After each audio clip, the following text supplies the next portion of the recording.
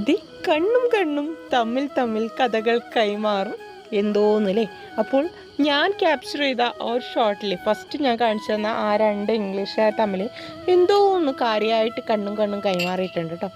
അവരുടെ നമ്മുടെ കഴിഞ്ഞ എയർപോർട്ട് ജേണിയിൽ നമ്മൾ ഇങ്ങനെ കുറേ സമയം ഇങ്ങനെ എയർപോർട്ടിൽ ഇങ്ങനെ ഇരിക്കുന്ന സമയത്ത് ഓരോരുത്തരും ഓരോരോ ആക്ടിവിറ്റിയിലേക്കാവില്ലേ. അപ്പോൾ കുഞ്ഞുവാവേ ഏട്ടനും അവരുടേതായ എന്തെങ്കിലും കാര്യങ്ങൾക്ക് വേണ്ടിയിട്ട് അവരിങ്ങനെ എന്താ പറയുക, അവരെപ്പോഴും കറക്കായിരിക്കും കേട്ടോ.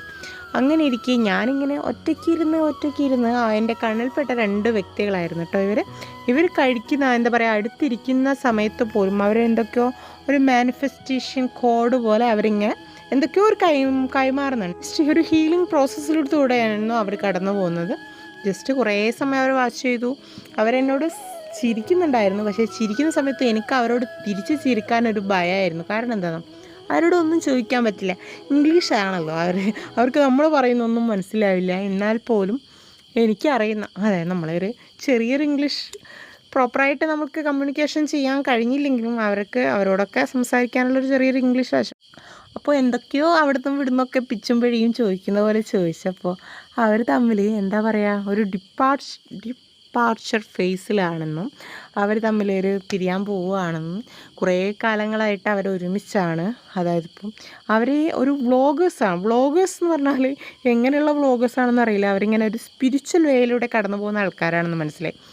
പിന്നെ അവരുടെ ഏറ്റവും വലിയൊരു അവരുടെ ഈ ഒരു ഹീലിംഗ് പ്രോസസ്സിലൂടെ അവർ പറയുന്നതെന്ന് വെച്ചാൽ നമ്മൾക്ക് കുറേ കാലത്തേക്ക് വേണ്ട ഒരു കപ്പാസിറ്റി അവർ ഇതിൽ കൂടെ കിട്ടുന്നുണ്ട് എന്നാണ് കേട്ടോ.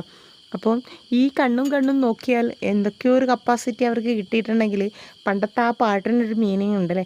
അപ്പം നമുക്ക് ഇഷ്ടപ്പെട്ട ആളുകളുടെ, അതായത് നമുക്ക് അറിയുന്ന ആളുടെ കണ്ണുകളിലേക്ക് മാത്രമല്ലേ നമുക്ക് കുറേ സമയം നോക്കി നിൽക്കാൻ പറ്റും.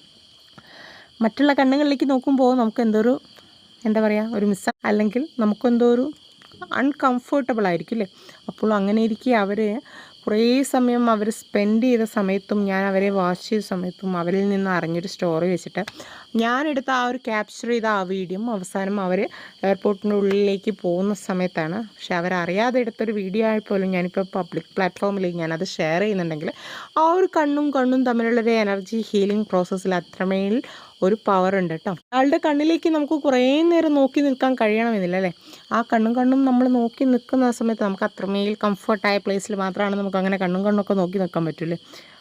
ഒരു കണ്ണ് അങ്ങോട്ടും ഒരു കണ്ണ് ഇങ്ങോട്ടുമായിട്ട് അങ്ങോട്ടും ഇങ്ങോട്ടും നോക്കി നിൽക്കുമ്പോൾ ഒരു എനർജി ഹീലിംഗ് ഉണ്ടാവില്ല അല്ലേ. പക്ഷെ അവർ പറയുന്നത് വെച്ചാൽ ഈ ഒരു എനർജി ഹീലിങ്ങിൽ അവരിനി കണ്ടുമുട്ടോ എന്ന് പോലും അറിയില്ല. എങ്കിൽ പോലും അവർക്ക് ആ ഒരു ഹീലിങ്സിലൂടെ പല കാര്യങ്ങളും സാധ്യമാവാറുണ്ടെന്നാണ്.